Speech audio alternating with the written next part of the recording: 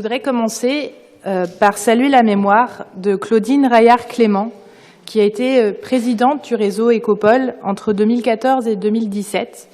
Elle était, dès son arrivée à Nantes, s'était impliquée au sein d'Écopole, de par ses connaissances et ses compétences en matière de plantes, de jardinage et de biodiversité. Elle a été une bénévole active et impliquée dans son association avant d'en prendre donc la présidence en 2014-2017, dans une période où, économiquement, le réseau Écopole était en difficulté.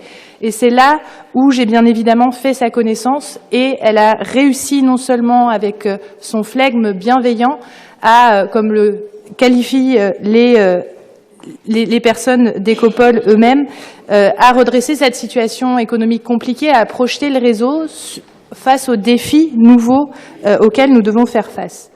Le rapport de développement durable dresse notre bilan d'action annuelle et nous n'avons pas à rougir de l'action de la ville de Nantes en matière de développement durable.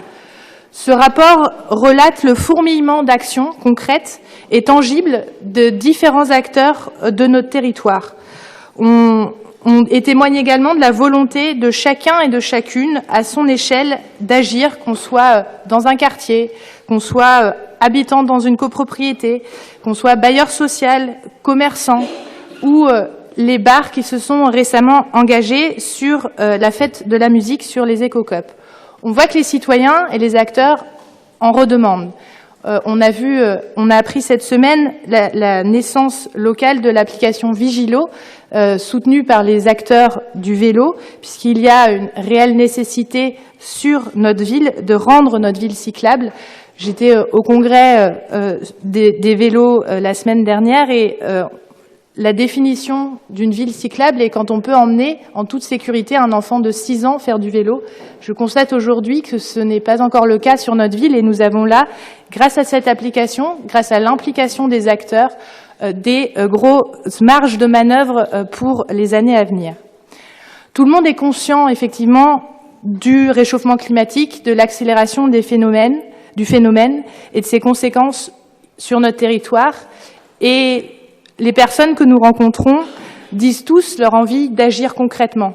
La question est souvent comment m'impliquer ?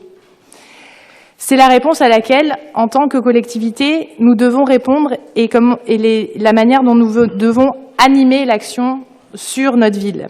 Car l'écologie protège et l'écologie rassemble. Elle redonne du sens, elle crée des liens de solidarité à toutes les échelles.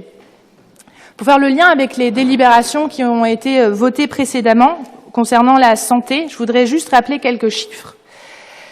42 € de frais de santé sont économisés pour 100 € d'investissement dans la lutte contre la précarité énergétique.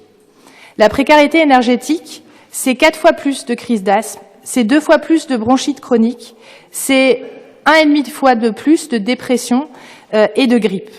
On voit bien là le lien évident.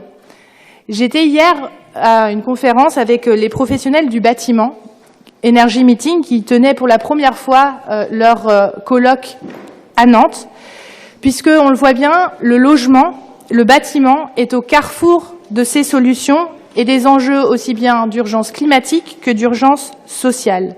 Et donc oui, nous avons raison de souligner notre engagement, aussi bien dans l'éco-appartement que dans la lutte contre la précarité énergétique. Je souhaiterais rajouter sur ce sujet que nous parlons souvent des frais liés au coût de chauffage, mais qu'avec la double canicule que nous avons vécue coup sur coup, et le fait que souvent dans les quartiers où les logements sont les plus dégradés, ils sont aussi le plus bétonnés, on voit bien que la précarité énergétique l'été est un réel sujet d'avenir.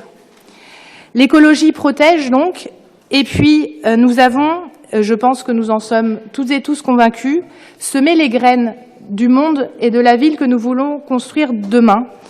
Nous savons que pour relever le défi qui est immense devant nous, nous aurons besoin de l'action, de l'énergie, de chacun et de chacune, de tous les acteurs.